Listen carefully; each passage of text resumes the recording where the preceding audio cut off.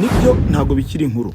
Igihugu cya Ukraine cyahawe uburenganzira bwo kurasa imbere mu Burusiya gikoresheje intwaro cyahawe n'ibihugu byo mu burengerazuba bw'isi byiganjemo Leta Zunze Ubumwe za Amerika n'igihugu cy'Ubwongereza, uko bahawe uburenganzira bwo kurasisha Storm Shadow z'Abongereza. Ni bisasu karahabutindi, ni bombe zifite precision n'uburemere bwinshi kandi zikaba zitabasha kubonwa cyane na za radar zirinda ikirere. Hanyuma Amerika nayo yemerera Ukraine kurasa imbere mu Burusiya ikoresheje ATACMS. Icyo gihe rero bikimara kuba, ngira ngo murabizi, Uburusiya nabwo bwahise bumurika intwaro isi itari yarigeze ibona, bahise bazana ibisasu bya Orshnik birasa muri Ukraine, isi yose irakangarana. Rero muri uyu mwanya tugiye kureba ububasha ndetse n'ubushobozi mesire z'Abarusiya n'iza Leta Zunze Ubumwe za Amerika bafite. Turebe mbese kuba Ukraine yaremerewe kurasa imbere mu Burusiya ikoresheje intwaro bahawe na Amerika, no kuba Uburusiya nabwo bwakitabaza ibisasu karahabutindi batari barigeze bakoresha muri iyi ntambara byacuriki. Tugiye gukora igereranya turebe ibisasu bya Leta Zunze Ubumwe za Amerika n'iby'Abarusiya, turebe mbese birasa mu ntera zingana gute, nibe bifite ubukana bw'iturika buhambaye kurusha ibindi. Rero igereranya ryacu tubihere kugereranya ibisasu cyangwa se misiri za Orshnik z'Abarusiya na ATACMS z'Abanyamerika. ATACMS ni intwaro zakozwe kera z'Abanyamerika ariko zagiye zivugururwa ku buryo butandukanye zijyanishwa n'igihe kigezweho. Ubundi ATACMS ni amagambo y'impine asobanuye mu magambo arambuye ngo ni Army Tactical Missile System. Izi rero zishobora kurasa byibuze muri range zishobora kurasa mu birometero 300 byose, kandi zishobora kuba zayoborwa hakoreshejwe GPS. Zishobora nanone kuba zatwara ibisasu biremereye cyane, mu gihe izi Orshnik zo z'Abarusiya zishobora kurasa mu birometero 2000 byose. No kuvuga zirusha ibirometero 1700 za range zishobora kugezamo, zirusha ATACMS ibirometero 1700.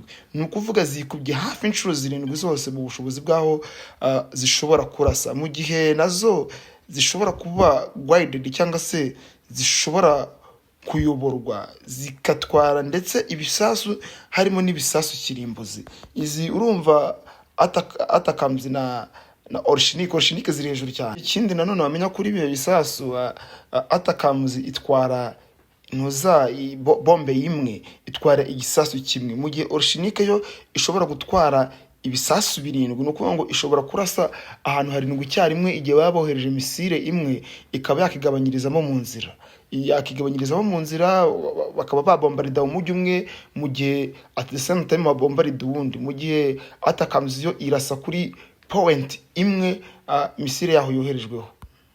Abarusiya nanone bafite ibisasu byitwa R-36 cyangwa se mu burengerazuba bw'isi bakunda kwita SS-18 Satan.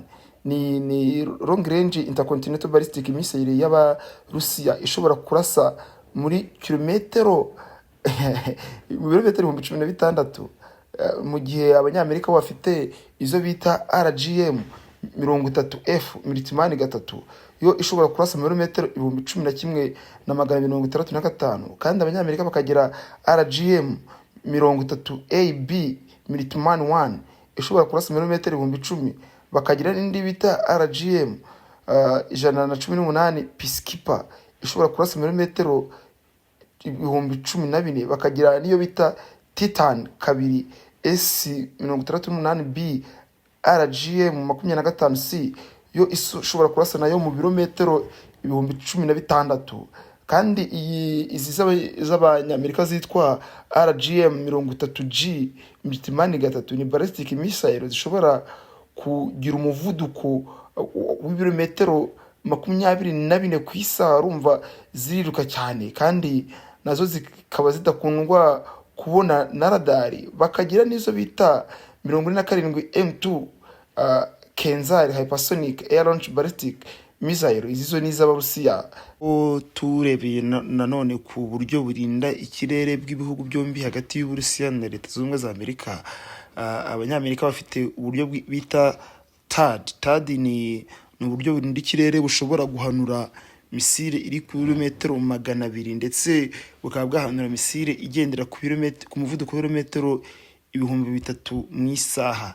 Batiri imwe ya THAAD igura byibuze miliyoni 2.3, ni ukuvuga miliyoni 2.3 by'idolari, mu gihe bafite n'ubundi buryo bwitwa Arrow nabwo ni uburyo bakoresha barinda ikirere, bukaba bushobora gukora muri kilometero 100 kandi bukaba bwahanura misile igendera ku muvuduko wa ibirometero 2400 mu isaha. Kandi nanone bakaba bafite ubundi buryo bwitwa RIM 161 Standard Missile 3, nabwo ni uburyo bakoresha barinda ikirere, mu gihe ku rundi ruhande Abarusiya bo bakoresha ubwirinzi bw'ikirere bwabo bwitwa Spencers. Ni uburyo burinda ikirere ariko bukora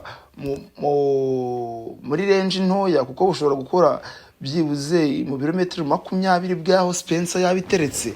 Ubwo bakunda kubukoresha muri mobile, bakunda kubukoresha cyane mu gihe bari mu ntambara. Bakagira n'ubundi bwirinzi bukomeye cyane bwa S-300 na S-400 bwari koroje, bakaba banabugurisha mu bihugu by'inshuti zabo nk'Ubushinwa, Turkiya na Arabia Saudite yarabuguze.